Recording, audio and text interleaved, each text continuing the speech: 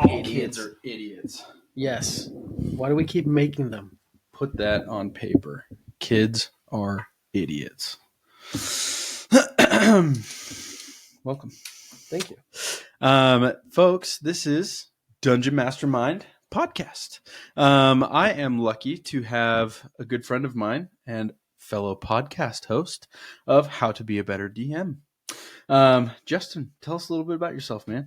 Yes, I'm Justin Lewis. I am one of the hosts of How to Be a Better DM.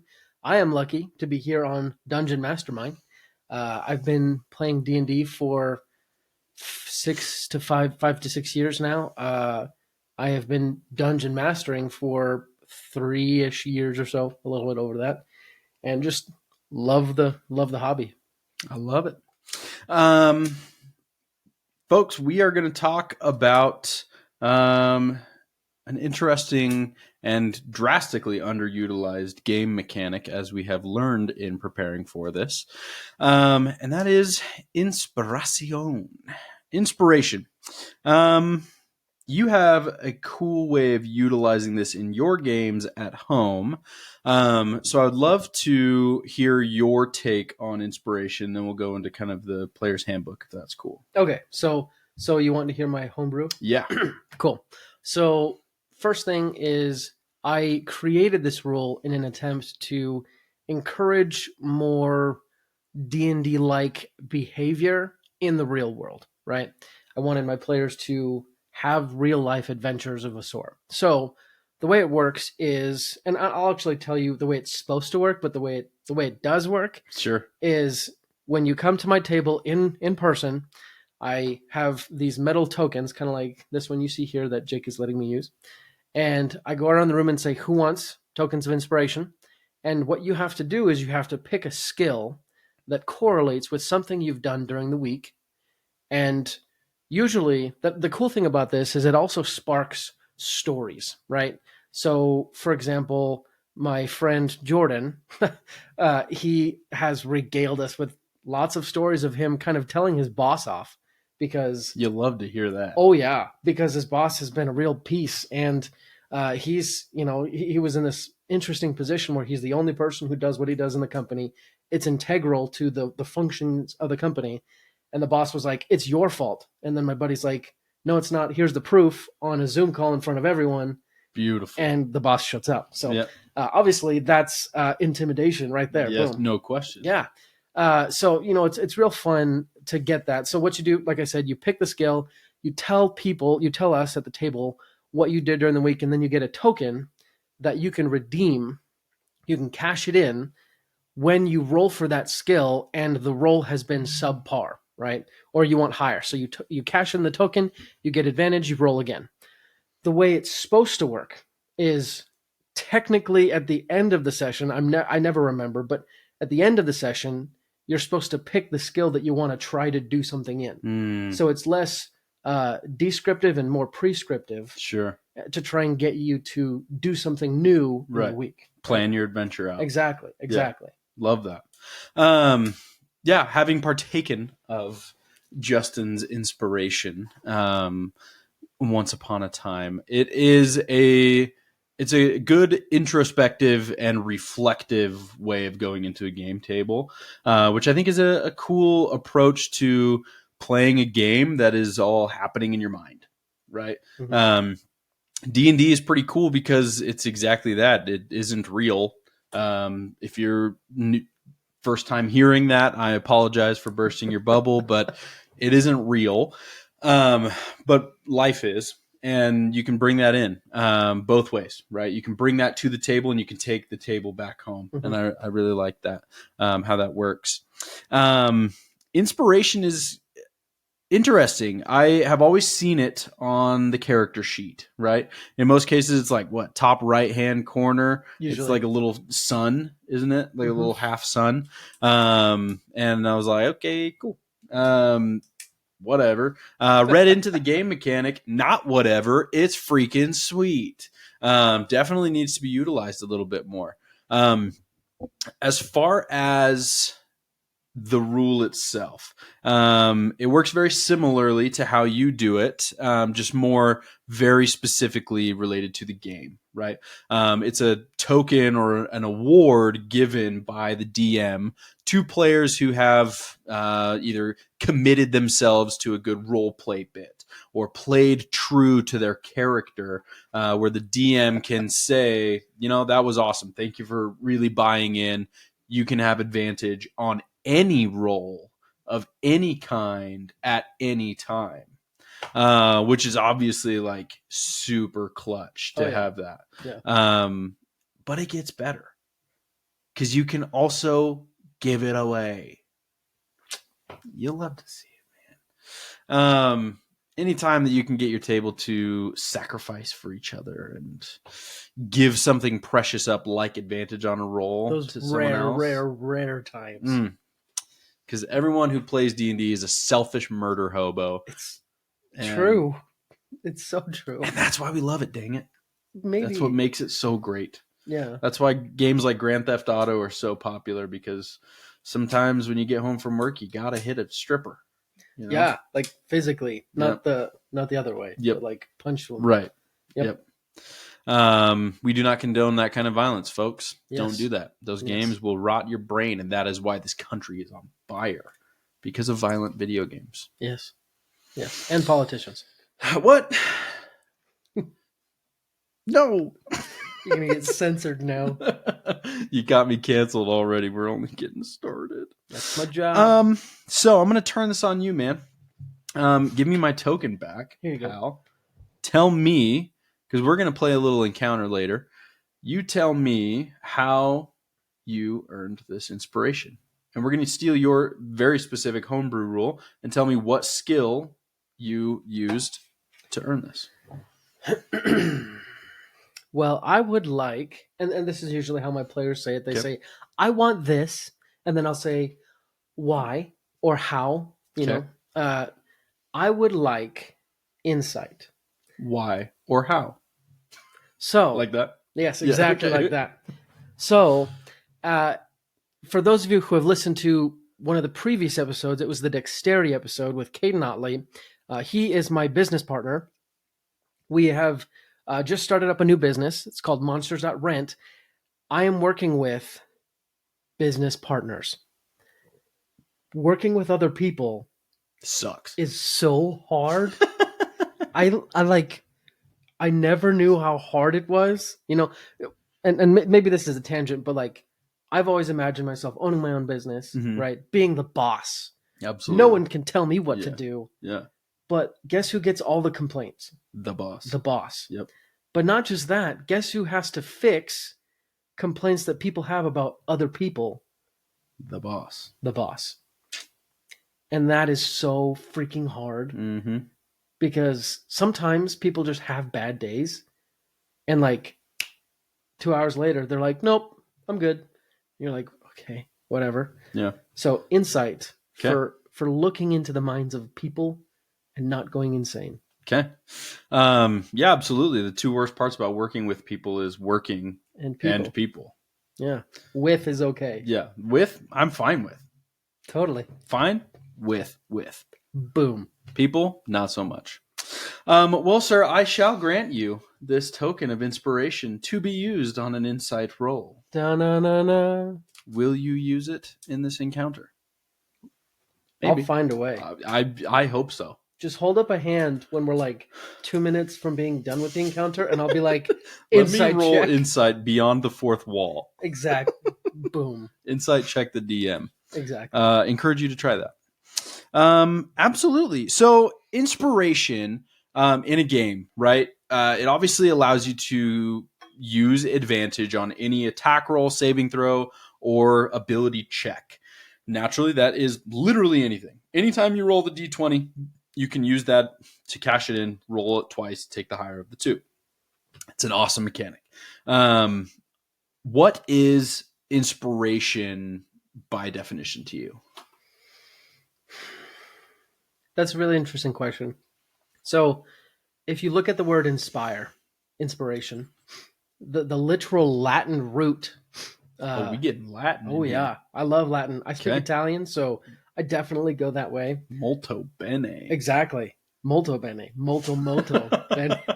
But and even in Italian, the word for to inspire is ispirare, Okay. which is Say also that again. ispirare. Buyer aqua ispirare. But no, the word to inspire is the same word to inhale, Yeah. to breathe, Yeah. right? And that's why in the Bible it is said that Adam had the breath of life breathed into him. Mhm. He was inspired, Inspired. right? Mm. So in a sense, it has this connotation or maybe denotation, no connotation of life, Yeah. right? Bringing something to life. So I think inspiration is very much along those lines of bringing something new, maybe, to life. Yeah. Interesting. I'm a little upset that you stole my thing. I was like, oh man, this is so clever. I'm I found that inspiration means to draw breath. And this guy comes in with freaking Italian. I'm so Okay, sorry. pal. I'm so sorry. Um, anyway, yeah, no kidding, right? Like, how unique, right? That we as people, like, first of all, language itself is super fascinating. That like one word can mean multiple different things, but all correlate to the same. Yeah. Because obviously, like when we think of inspire in the traditional sense, we think of like creativity, like a flash of genius, but almost instantaneous and very short lived, Right. right? But then you know the direct dichotomy to the exact same word itself implies that it is enduring, it is lasting, it provides life, Yeah. right? Like when you breathe, you do it all the time. You don't do it once and you're good for the rest of the day. But I feel like for me, like when I think of inspiration, I think of like an instantaneous stimulation almost, where it's like, oh my gosh, I just had this great idea. I am inspired, and now I got to go do something about it. But if I did that with breath, I would die, right? Yeah. Yeah. Um, I'm curious, like with that dichotomy there, what like can creativity and that flash and that stimulation, could it become more consistent like breath? I think so. There's always that phrase. I don't know if you've heard it, but people always say like, "Live inspired," right? Mm, Be inspired. Live I've only inspired. heard live Moss Live Moss. because Taco Bell is life. Well, they take off the inspired because it works better when it's shorter on billboards. No question. It's hard to be like live más inspirado. I don't Oh, know. and Spanish. Okay, pal. Well, they're very similar. No, I definitely think you can live inspired, and if you think about it, inspiration deals with ideas, Hmm. right? So it's coming up with ideas, or really maybe a better way to say it is coming up with solutions to problems. Because no one ever was like, you know what, I was inspired about my Big Mac today. Hmm. Like I was Maybe you inspired. weren't. Maybe it's true. I've been inspired by many a Big Mac. Well, but that's the thing. Those things, and even in that funny situation, or what's the word? Example? The funny example, the Big Mac inspired you, but you weren't inspired about it, right? Oh, sure, sure, sure, Like you sure. might have been inspired by it, but that wasn't the idea, Yeah. right? So I think inspiration does need to have some sort of conflict and resolution, problem and solution, Hmm. um, which means that there's some sort of tension, right? Which is a very interesting way to think about it because we think of inspiration as a very positive thing, which means that it possibly might be some sort of like mental relaxation, Yeah. right? Like I've been working and then Yeah, like the release aspect of it. But again, it is the release of the tension, exactly. right? Yeah, wow, that's beautiful, honestly. Because like I think of when you have no access to a phone and you're trying to remember like who was that actress. Yes. I remember I was with a roommate on my like LDS mission, and we didn't have access to the internet at the time, and I was trying to remember who the actress was in Moulin Rouge. And it's Nicole Kidman to alleviate the tension for you guys. I should have honestly milked that. Yeah. I sat for hours, man, and I was in bed just like, it's Nicole Kidman, and that release was awe-inspiring. Inspiring. Wow. Yeah. It's become part of my everyday language now, ever since that moment. So thank you, Nicole Kidman. Thank you. Your services greatly valued. But yeah, absolutely. It is the overcoming. It is the release of the tension that, I mean, with drawing breath, right? You take that same example. If you are not inhaling, you're holding your breath, right? Exactly. And it's when you take your breath that release occurs, right? Like holding your breath underwater. Yeah. And like you start to get the palpitations in your chest, and then you break the surface and you go, beautiful. Yeah. I love that. That kind of makes me think that the breathing analogy goes much farther, because it's not just like holding in the breath, but it's the exhalation, right? Mm-hmm. And kind of going back to what I was saying about like it's a problem to be solved. Like true inspiration creates something new, like it puts forth something into the world, right? Yes. Beautiful. Yeah, the exhale is part of the inhale, right? They are not separate. Right. They have to be together. And to tie that back to the game mechanic of inspiration, that aspect where you can give that inspiration almost should be the main purpose of the inspiration. I could argue that if the DM grants you inspiration, it should be under the pretense that it is a gift to be used at the table for someone else. That like your good work can now benefit somebody else. To inspire their good work to then pass it around, right? Yeah.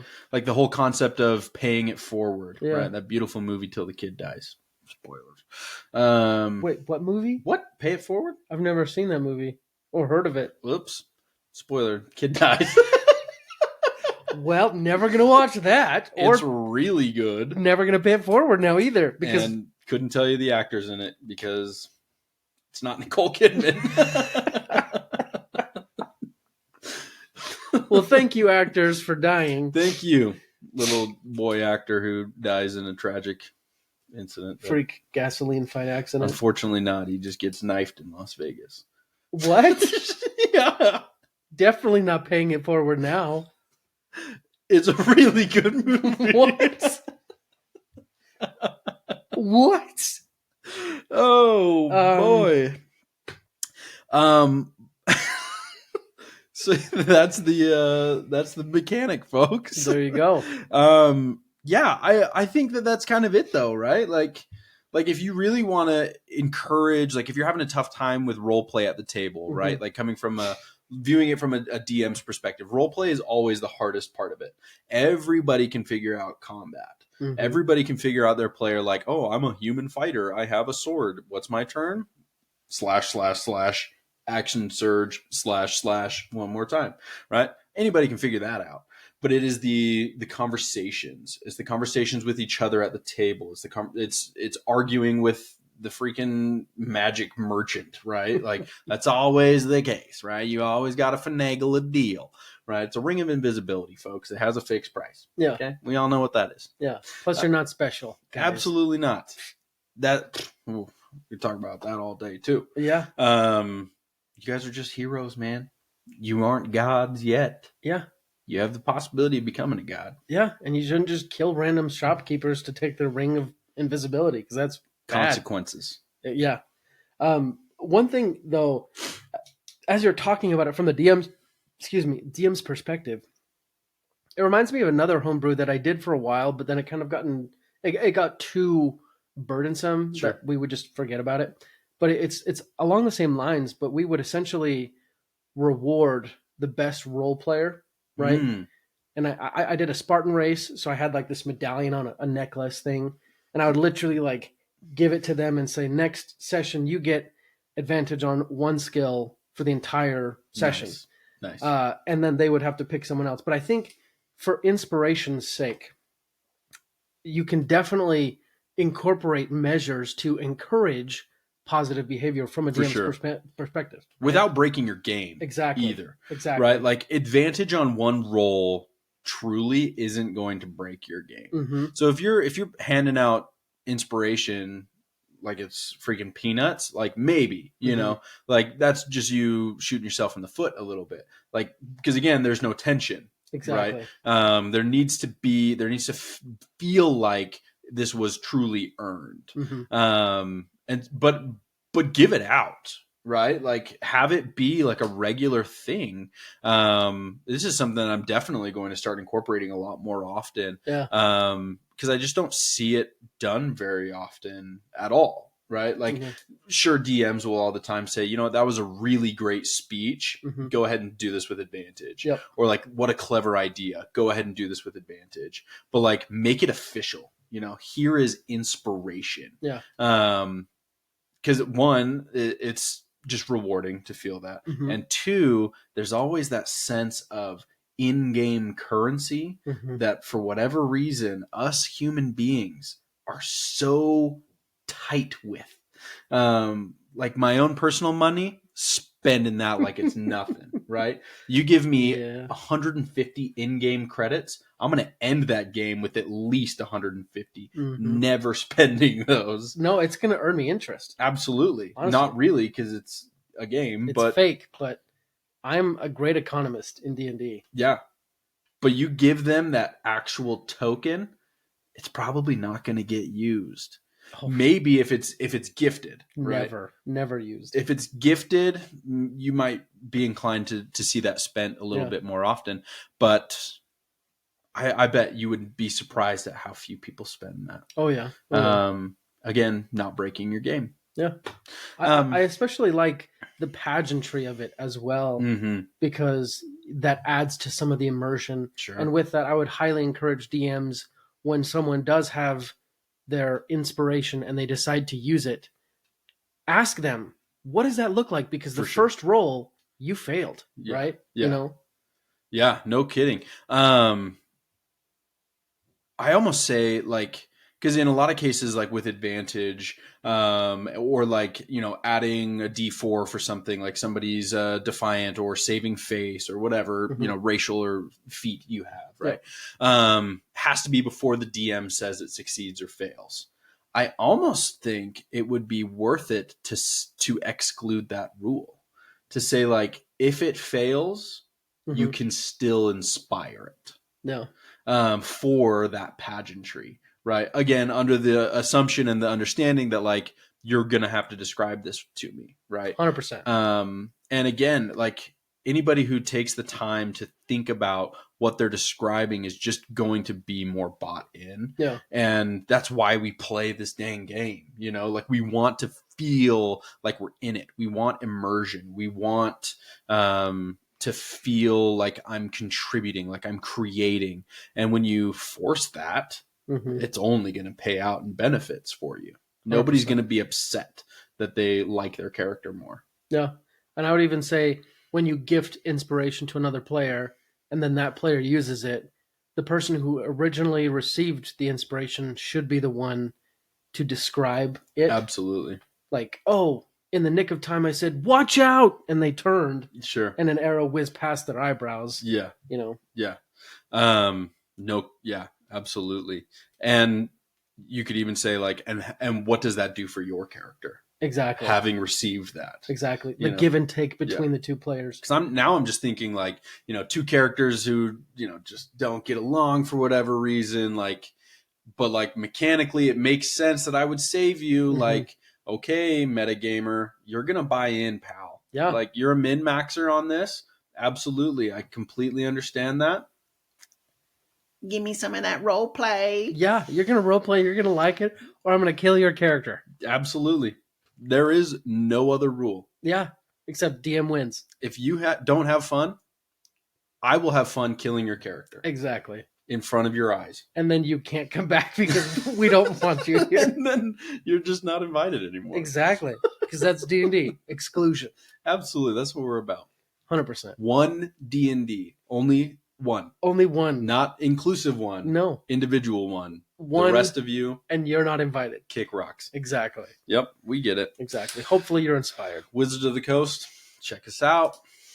We are your inspiration. There you go. We have breathed into them. Absolutely. I wanted to steal an idea that has really resonated with me over the last couple of years. There's a podcast that I really enjoy called Akimbo, Akimbo, by Seth Godin. Could not tell you anything that this guy has done. He is a marketer, actually. He's written lots of books. You've never heard of Seth Godin? Not other than his podcast. Huh. Yeah, he's written lots and lots of books. Well, I don't read. I can't read. Well, they're like this big and they're all about marketing.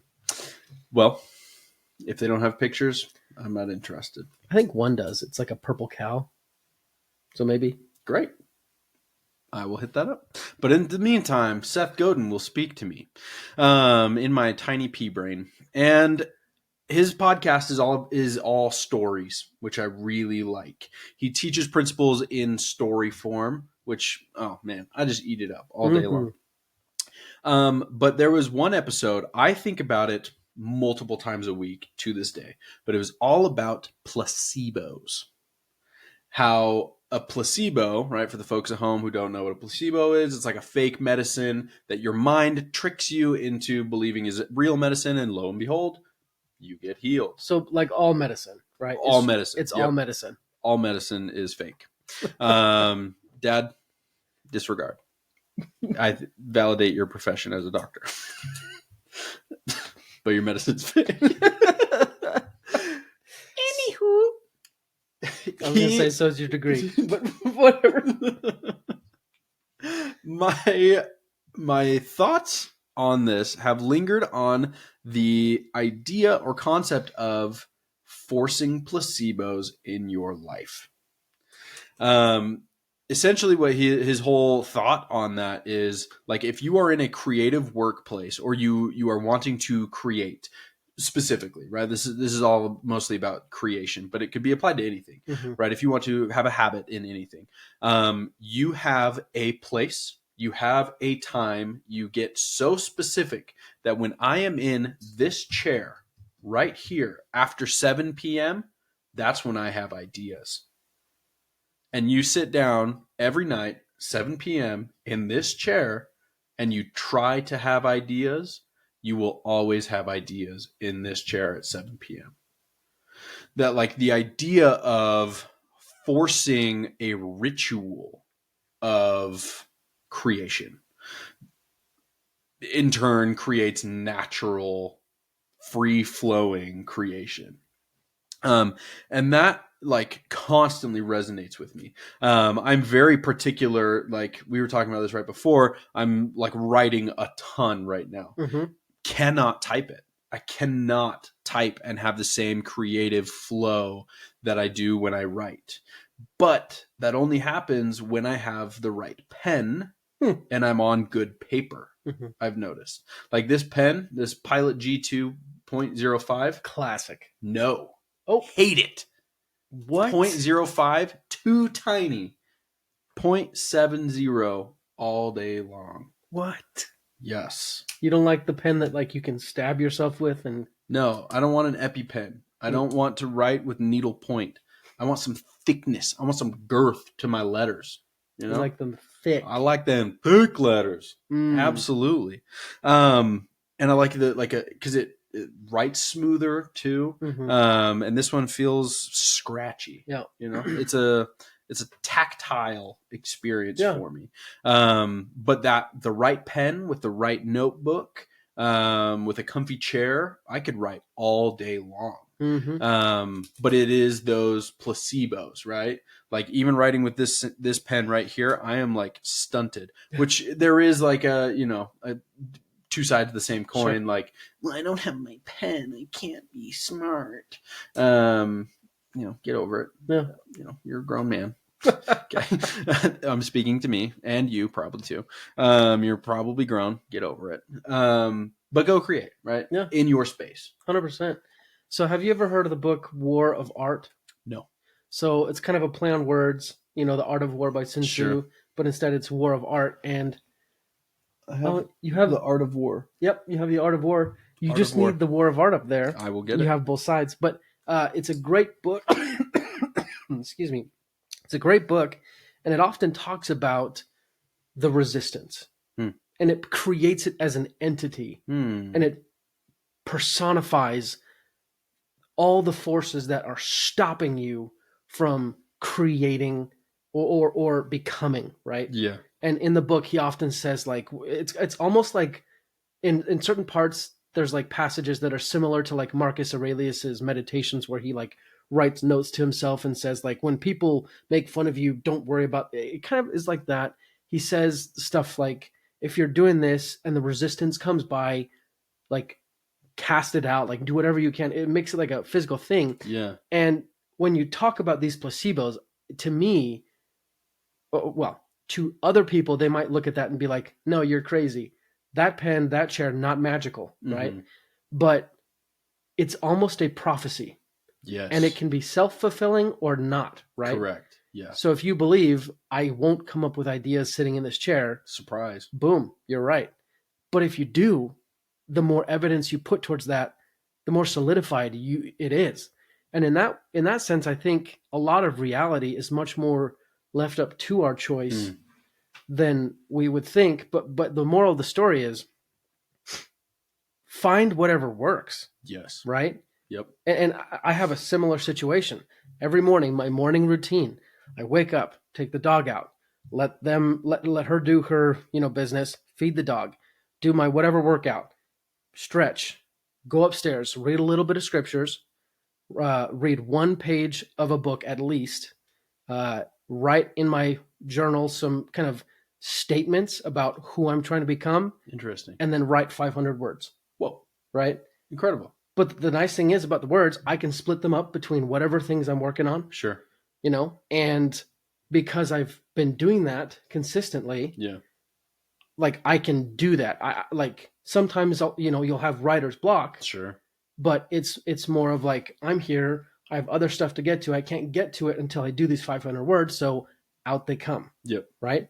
I feel like it's the same kind of concept of, I have the placebo of dog out, workout, scriptures, write these affirmations, right?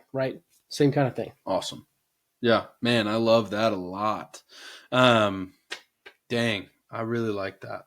My morning routine is like, my first alarm goes off and then I like say some curse words, and then my second alarm goes off and then I turn off my alarms after more curse words. And then I wake up and I realize, oh no. And then I get going, and that's kind of the same thing every morning. Yeah. Same curse words even? No, I honestly try to shake those up. Good. Yeah. Good. Yeah. I'm a big language guy. Yeah. Variety is important, That's amazing. Pull out a Spanish to English dictionary. You know what? Let's learn Swahili today. Oh, yeah. Yeah. Do they have swear words in Swahili? You know what? If you're from Swahili, swear at him. Swear at me. Hit me and slide into my DMs. I won't understand. Shout out to my cousin who just got hacked by somebody from West Africa. What? On his Instagram. And I only knew it was West African because I was trying to play with him. And I sent a screenshot to my brother who was in West Africa. And he's like, hey, that's a West African slang. Called him out on it and didn't reply anymore. Got him. You hackers. You got to be better. It's too easy. Too easy. Well, no inspiration. Geez Louise, that was awesome. I want to squish some inspiration now. I would like to take a character that you have spent some time crafting, hand in hand with your wife even. Yes. And I would like to destroy them, if Okay. possible, Yeah. if you'll let me. You know what? Tears will be shed at their I'm hoping googly. so. I'm hoping so. They will be mine and yours, Yes. but mostly your characters. 100%. Well, my friend, um, tell us a little bit. Give us some background to your character. Sure. This is your character that you played at the Dead Wars, Yes. right? Shout out We Geek Together. Yes. That was a really cool event. We were part of a world record Dungeons and Dragons game. Honestly, should probably talk some more about that at some point because that was a really unique event. Yeah. And it was really awesome. But yeah, so you played a character as part of this defense against Vecna. Yes. So, my wife and I played characters that in the game were married. I was Ispian de Sewell, and she was Ingrid de Sewell. I am a level 5 water ganassi artificer with a artillerist artificer with a flamethrower dog. So a metal dog that is actually the background for that dog was we had a dog, right? Ingrid and Ispian had a dog. The dog died, As they do. as they do. But in some sort of freak accident, Ispian convinced these powerful mages to capture the soul and imbue it into this machine, so that it's actually the dog and it's the soul. And if the machine dies, the spirit lingers until Ispian can make a new machine. You know, Sure. Like Alphonse Elric, very the similar, dog. very similar. And Ispian, he is very Clark Kent look. Literally has glasses. Full plate armor, like Classic. very armored, but like you can see like a collared shirt underneath. Like Classy dude. He is he's not super classy, but he's kind of like doesn't get dirty. He's almost like prim and proper, a little bit like, oh, dear me, excuse me, very Obi-Wan Kenobi voice, hello there, like that kind of thing. Ingrid, his wife, is kind of the opposite. She's very chaotic, very just like flower child, so kind of an interesting mix. Yeah, love that.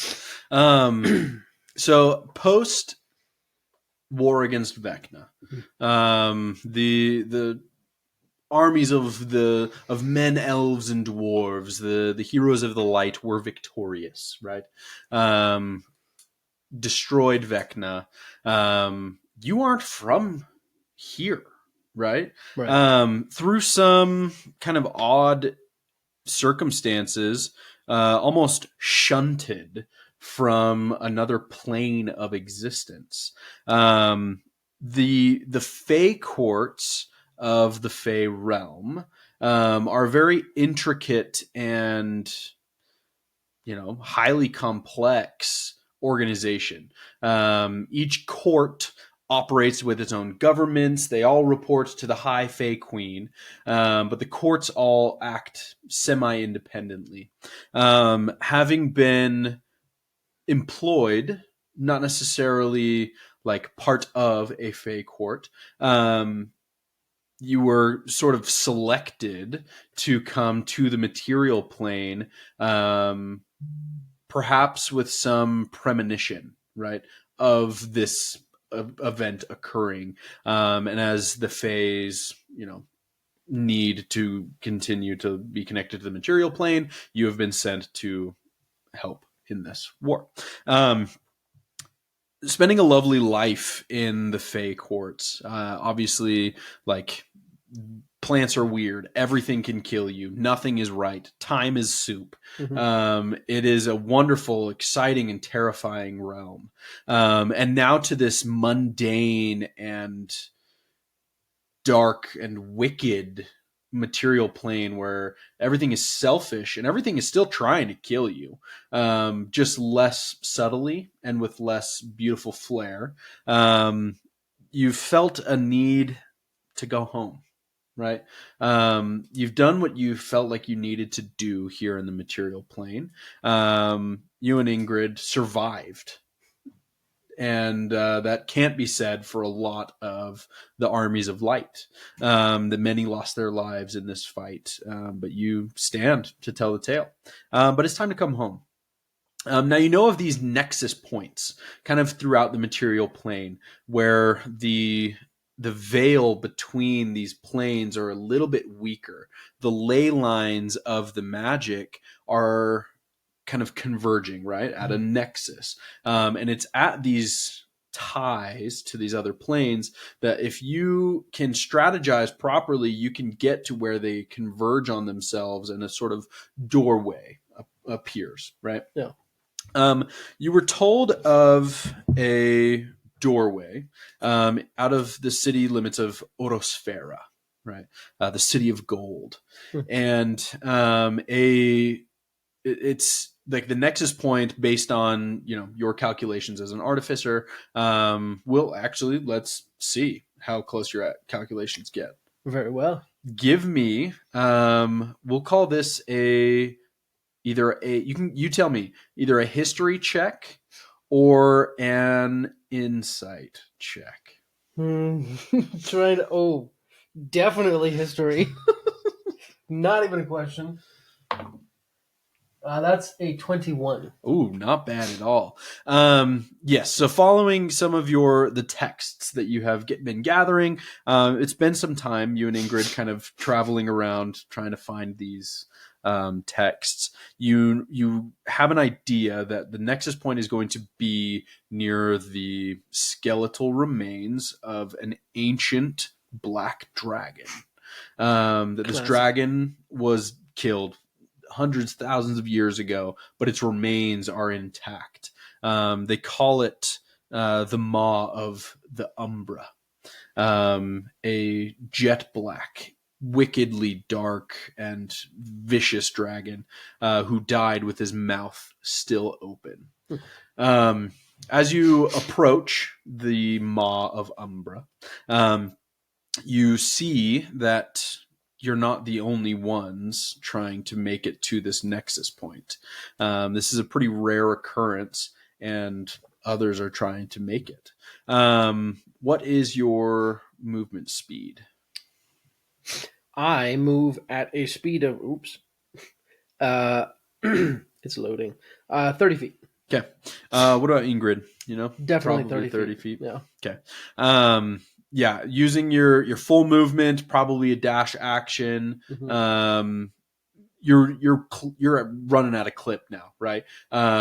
Give me a perception check. Perception check.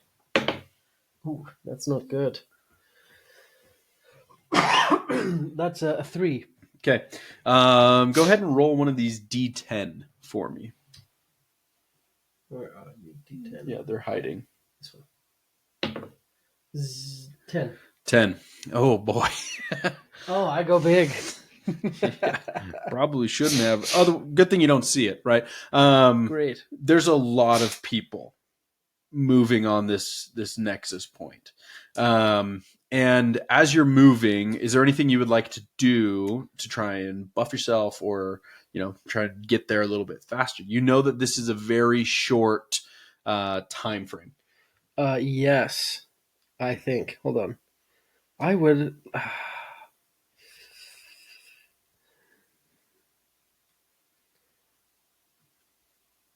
Oh, right. So I'd like to cast Longstrider on myself and my beautiful wife at 2nd level, which will allow us to move at 10 greater speed until the spell ends. Great. What does that look like? What does your spell casting look like? So Ispian, he's a very mechanically inclined individual. He would probably pull out sort of a kind of claw mechanism. He'd probably pull out 2 of them, and he would toss one to Ingrid and say, "Put this around your boot," and then do the same thing on his, kind of ratchet it up, and the boots would begin to glow and almost start running on their own. Nice. I like that. So as you're picking up pace, the area here is desert, right? So the city of gold is given that name kind of ironically, right? Nothing has come from this area in a very long time as far as riches, wealth, or anything, right? It's a very impoverished region. And so it is dry, arid. It is so hot outside. The sun is beating down on you. You're cooking in your plate armor, right? Yes. Especially because you're a water genasi. Do You're not like the heat. double not having a good time. You start to sweat, which is a little bit concerning, knowing that water is of short supply out here. The long strider kicks in. Your armor feels a little bit lighter from the magic that you've cast on yourselves, and so you start to put less pressure onto the sand, and your footprints are leaving a little bit less of an indentation, and you feel like you're running on firm ground now, which is helping because everyone else is running on sand. So as you're making your way up, you see this behemoth monster. Do you think that Ispian and Ingrid would have ever encountered a dragon up to this point? Not personally. I think they would have read about them in novels. Sure. And the Fey Court's probably a little bit different too. Like you would have seen some pretty monstrous beasts, but probably not a dragon per se. So this is awesome, right? Like this is just really cool to see a massive dragon. But even still, you feel like this is bigger than a dragon should be. From one jowl to the next is probably about 40 feet wide. Like enough to swallow a lot of people, right? An entire home in one fell swoop. The teeth themselves are still perfectly intact, hanging from the tops like stalactites and stalagmites coming up from the bottom. They are well taller than you are in size, just absolutely horrifyingly large. And you are now getting closer to the mouth of this dragon. Give me a d20. We'll call this a luck check. You want a roll that's low. Okay, so not bad.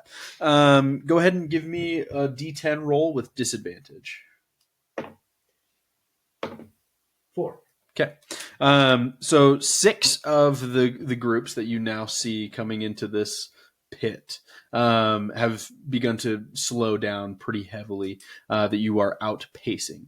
You're well on your way to outpacing the other 4, but there are 4 groups of about 2 and 3 individuals each, so approximately 10 to 12 people coming in, converging on this point. Give me one more perception check. We'll call it with advantage because Ingrid would probably be helping you with this. Oh, beautiful. 18. Wait, 19. 19.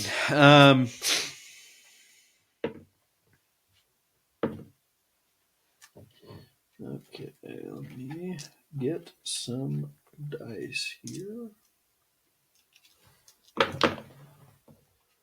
What is that? That was a 5. Right? 5, so 11, 13, 15. Oh no. Oh no. 15, 25, 26. 26 points of damage to... we'll call it D4, right? Because there's only 4 people. Oh, 4. Bursting out of the sand as you are reaching toward this pit, right? The mouth is kind of forming an indent in the sand where the sands have kind of flowed toward the mouth of this dragon, almost like being consumed by the dragon itself. As the sand starts to slide toward the mouth of this dragon, its jaw opening a little bit more. Your perception check was high enough to see that the mouth of this skeletal dragon is opening. Give me either a nature or arcana check. Arcana. 15. 15. You would have the sense enough to know that this dragon isn't alive, but you're honestly, it probably should have just been an Arcana anyway. You get a sense that like the Nexus is opening. So this portal from inside the mouth of this dragon, the ley lines have overlapped and are forming a portal to the Fey realm. And the sand is pouring into that portal, right? Being consumed by this new magic that wasn't there before.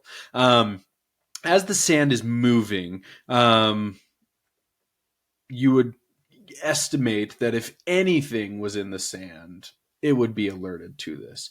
And lo and behold, 4 ambush drakes burst from the sand, chomping the torsos off of individuals as they're running down to the mouth of this dragon. Give me, for both you, Ingrid, and your dog, dexterity saving throws. This will be for me. Ooh. Oh dear. That's an 11. This will be for Ingrid. Thank goodness. That's probably, I'll just use my stats. Yeah. 17. Okay. This is for the Doge. Nat 20.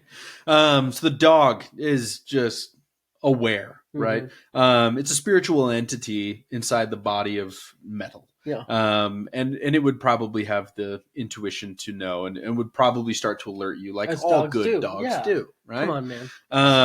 And Ingrid picks up on it, but you're focused on that nexus point, right? And unfortunately don't succeed. So you will take half of the 26 damage. Oof. So 13 points of piercing damage as this sand-colored drake bursts from the sand, clamping down on your torso, right at your belly button and on your spine. Its scales are just tiny flecks of sand.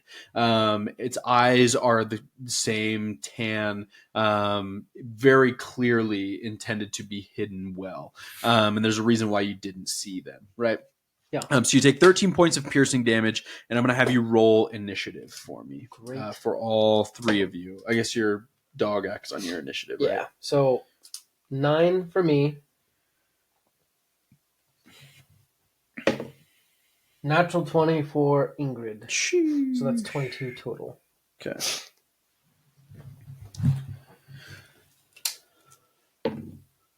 Oh. This Drake also has a 22. Dexterity of 14, if that helps. So the Drake would act first Got it. in this scenario. Okay, so the Drake has chomped down on your stomach. It is going to attempt to burrow with you. Ooh. I need a strength saving throw from Ispian. That's an 8. Do you have anything, or does Ingrid have anything to help with that? You have a -1 on your strength saves? Yeah. Oof. Ispian is not a strong boy. Let's see. Anything to help? Yeah. Like reaction or... Yeah, anything at all. I'm going to roll my contested grapple check.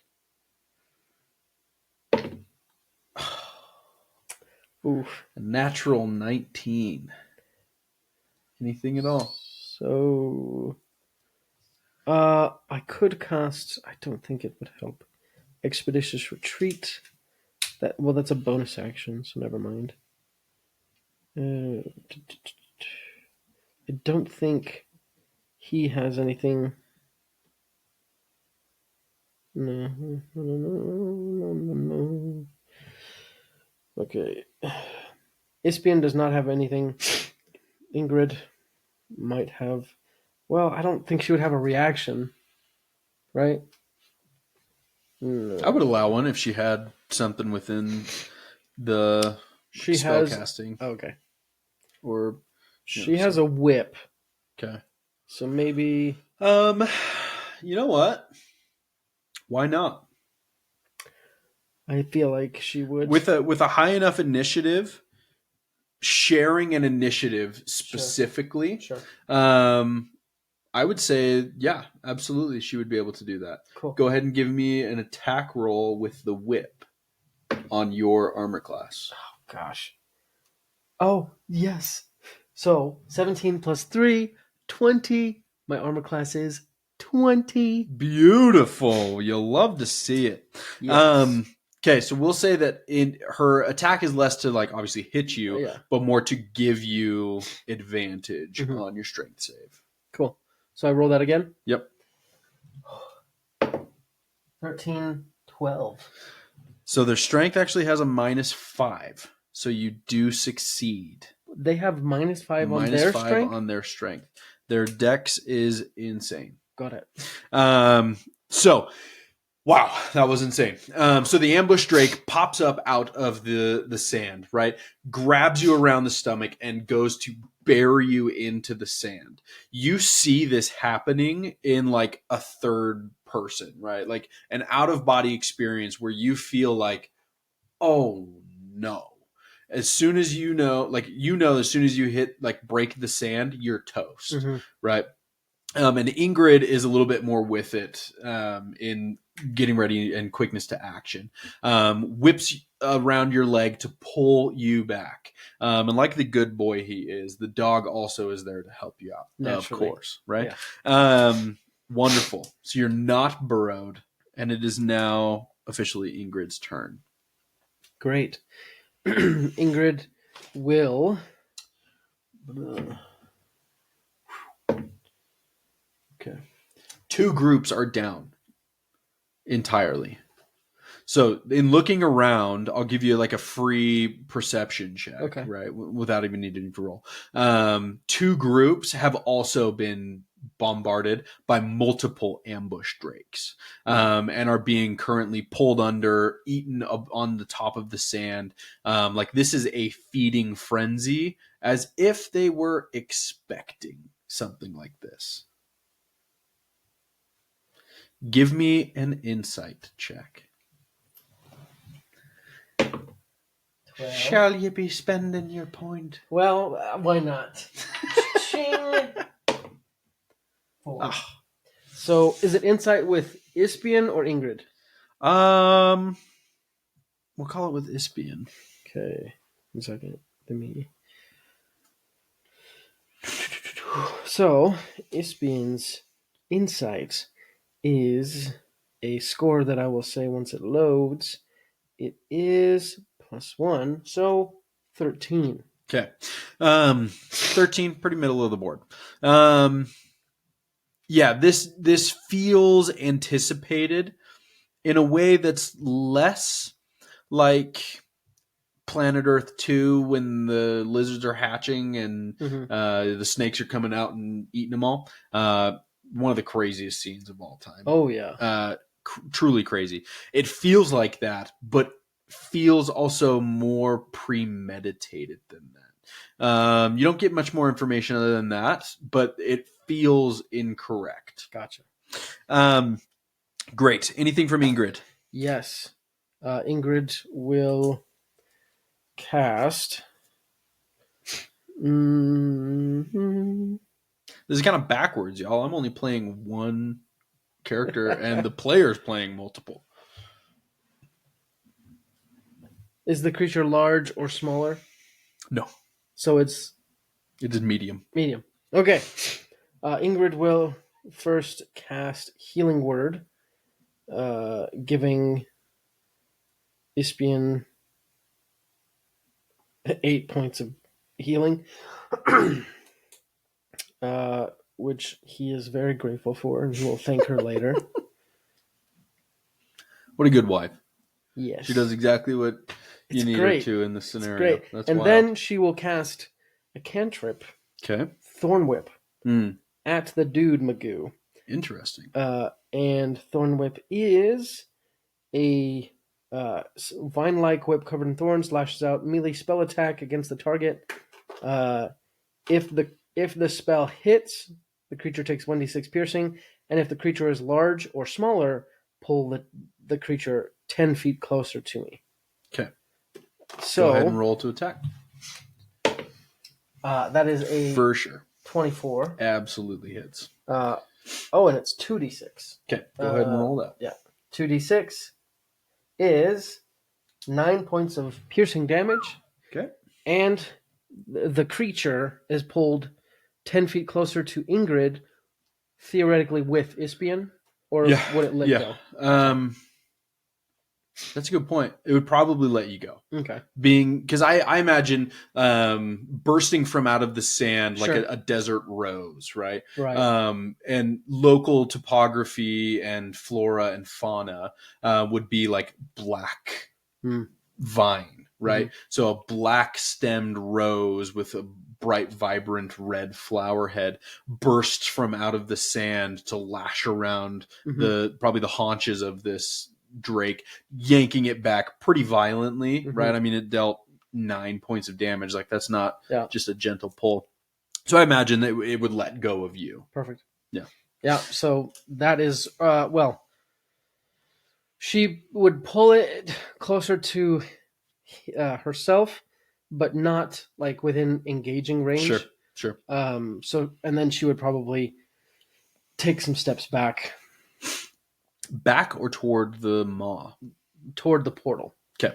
And say like, so running down, yeah, right? like, You're effectively running down a sand dune at Okay. this point, and each round, we'll say, it's getting more and more steep.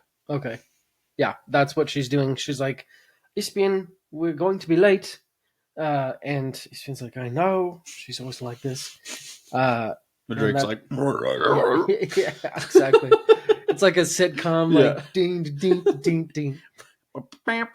Exactly, Yep. exactly. Yep. So that's Ingrid's turn. Okay, that is your turn now. Ispian, is the Drake in between Ispian and the Yeah, so portal? for alignment's sake, Ingrid is going to be probably 10 feet below you, about Okay. 10 feet to your east.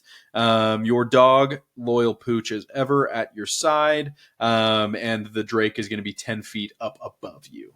Okay. Right. So it is, you are between it and the dragon. for layout. Great. Cool. So, Ispian will turn towards the dragon and essentially pull out kind of a little mechanism and like twist it, and then kind of like toss it right in front of him, or like place it. And it's essentially, it looks like one of those like ching ching ching monkeys, Sure. Yeah. and it'll go like this, and then the sound from Attack of the Clones. Exactly. Yep. As The Thunderwave. seismic charge. Exactly. Thunderwave casts up towards the Drake. Nice. So that is, and I'm doing it at second level. Okay. Do I make a con save on that? That is a Constitution saving throw. Yes. That is a failure. Cool. So that is 3d8, 14 points of damage. He had 14 points of health. And his body is 10 feet, right? Yeah. Yeah. I think it's Honestly, yeah, 10 feet. we're going to say the body gets completely sheared in half. Perfect. It becomes a seismic charge. I love it. Right. Dropping out of your butt cheeks, just like out of the slave one. Mhm. The seismic charge goes off, crystallizing a great deal of sand into shards of glass Ooh. as they descend past your feet, right? So these new, like, bright shimmering shards of glass from this new thunder wave that cracked through. The Drake, its skin hardening really rapidly and then shattering like a pixelated Drake down the middle, right? Turning to glass itself, falling into two large pieces into the sand. And you are no longer harried by a Drake. Right. Let's go. So I will use my movement to go to... Hold on a second. We're smarter than this. Sorry. But no, Ispian will be like, wait, why are these things here? Can I look around and see if there are more than there were previously? Give me a perception check. 13, 14. Let's see. We'll call this another luck check. You want a low number on Okay. this. Sweet. There are not more drakes, but another group has been killed. So while there are not more drakes, there is now only one less drake. Right. Having been killed by you. Uh, One group is currently fending them off, killing another two. So 3 drakes, we'll say that there's about 8 left. And you are the only living prize other than the other group, about 50 feet away, a little bit higher up in the pit than you are. You are becoming easy prey at this point. okay. I will grab Ingrid, move towards the portal with the dog. Is the portal still open? Can we see through it to the Feywild? Yes. So it does look like the Feywild. You see like Kingdom Hearts Organization 13 portal. Sweet. Inky black shadow pouring out the sides of it, but beyond the black void like hole is grasses of blue and purple, a sky of yellow, and now it's orange, and now it's purple as Right. well, and a beautiful mountain made of jello. Right. Well, Jello for dinner. Let's go. So we're gonna run. We still have long strider, so our speed's 40, and we're gonna run. Okay, we're going to introduce a quick little mechanic that I came up with that I've been dying to try out. Sweet. Dynamic initiative. At the top of every round, everyone re-rolls initiative. Ooh. Go ahead and re-roll initiative for me. So this will be for Ingrid. 6. That sucks. Ispian. 13. Let's see how the drakes do. They match you Cool. in initiative. They probably have higher decks. They are approximately about 60 feet, and you see all 8 of them burrow. Well, that's bad. And that's their turn. Uh, We'll call it 40 feet from the portal. Oof. We are? Mm-hmm. So if we just move our... Oh, no. I can't let my wife's character die. Ah, dang it.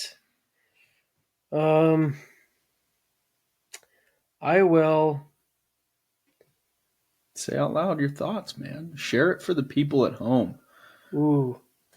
Ooh. Ooh. Okay. I will create water. Interesting. I can create up to 10 gallons of clean water. So I would like to create 10 gallons of water underneath us. Okay. No, this is not a good idea. It's not even working. Hold on. No. I would like to create 10 gallons of water where they just burrowed. Interesting. 10 gallons of water within range in... wait, no. That's not true. Okay. Nope. All it does is rain in a 30-foot cube, so maybe that's not as cool as I thought. Well, I will not do that. Dang it! I was trying to do some cool crap. I will hold my turn. Okay.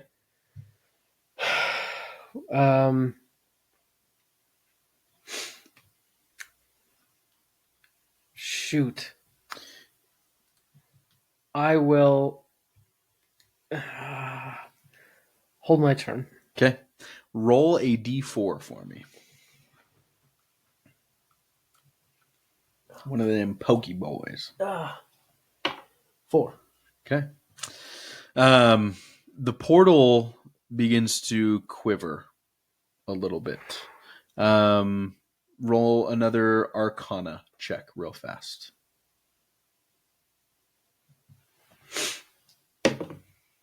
23. This is too soon. You knew it was going to be short. The window to get through the nexus point was going to be short. This is too soon. It's closing, but it shouldn't yet. I need you, your dog, and Ingrid. We'll say you make 3 dexterity saving throws. Okay. Ingrid make 3, and your dog make 2. Okay. So I will do myself first. 1 is a 4. 2 is a 7. Oh no. And 3 is a 12. Oh no. Go ahead and give me Ingrid's. Ingrid's. 21. Of course. Thank heavens. 18. 15. All right. And the pooch. 19. Bro, what are you doing? 10. Ispian is covered in armor, so of course he's not quick. So, I will give you in this opportunity a chance to use your turn as all 8 of these drakes burst between the teeth of this dragon coming toward you. You have a preternatural instinct that you're getting hit 100% of the time. Give me we'll call it another insight check, and I'll let you spend your token once again on this to understand your situation.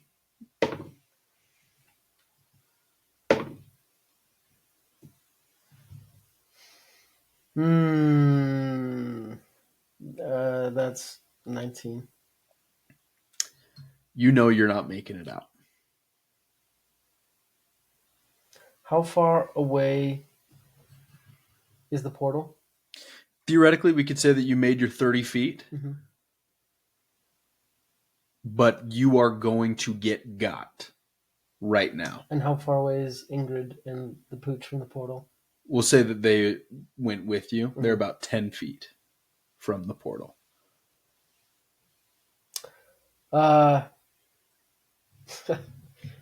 Ispian would pull out one of those charge things again, look at it, and it's probably like a super cinematic moment.